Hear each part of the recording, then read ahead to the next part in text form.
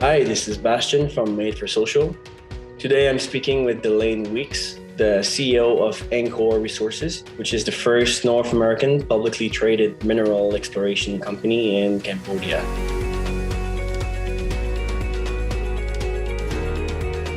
Hi, Delayne. I know there's a lot going on with Angkor Resources lately, with many new projects and updates. So I wanted to ask you a few questions that investors often ask on social media. And especially, we wanted to know a bit more about the company's new cash flow project in the Philippines.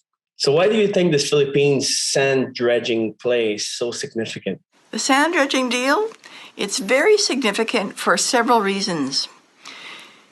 It brings a solution to an environmental and a social problem in the Philippines.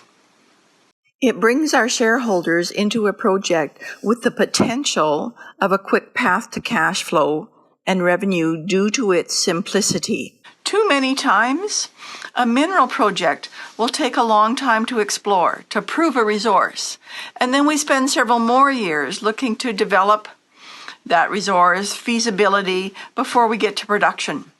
What we're trying to do with the Philippines deal is to fast track those very important steps through to production quickly. Some parties might suggest that Angkor is involved in too many areas with energy, with minerals, and with ESG. How would you respond to that? Angkor's team is small, but it possesses a very significant skill set in energy, in minerals, and in ESG. Our ESG is woven into everything we do daily, so we don't see it as an extra undertaking for our projects. If what matters to us is building value, then we need to put our skill set to work. We need to implement it in everyday business. Energy and minerals are closely related. We have decades of international expertise in those areas with our management teams. We know how to take a corporate entity and turn it into a successful business. So my response is that we will maximize the resources we have and move Angkor to that profitable resource company as quickly as possible. Why and how did Angkor Resources undertake this corporate shift? Angkor undertook the corporate shift in mid-2021, frankly, because what we were doing for the previous 8 or 9 years, it was not working. Not for our investors and not for the company. So when we measure shareholders' value in tangible, qualitative terms, it's dictated by stock price and liquidity. When we listen to shareholders about what it is that they want to see cash flow, and they want to see a minimum of further dilution. So we do that in 4 ways. The first thing we did was we had to create criteria that would give us those results. Secondly, we had to change how we were assessing and valuing our projects and how we undertook them. Thirdly, we had to change how we funded projects.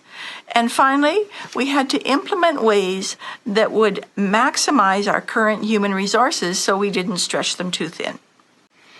What you are seeing now is the start of that. The first couple of months out of a 24-month gate and a race that we're going to run so that we can move that share price up and give you more liquidity while mitigating any risk of changes in a particular commodity. So as a last question, what can the investors expect from Angkor Resources in the next 6 months? Over the next 6 months, while our mineral and energy exploration takes place, our top priority in 2022 is to commission our cash flow projects that we've undertaken. Those cash flows come to us with a gas conservation project in Canada, with a sand and gold recovery in the Philippines, and that helps make the company stronger with a good solid base of a couple revenue streams.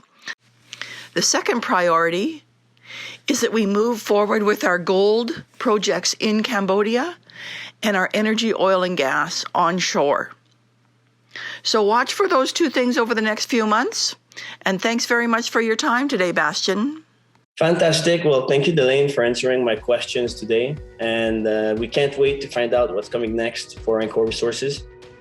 For those of you interested to stay up to date with Angkor's projects and updates, make sure to subscribe to their newsletter. And don't forget to follow them on social media. They're active on Facebook, Twitter, Instagram, and LinkedIn.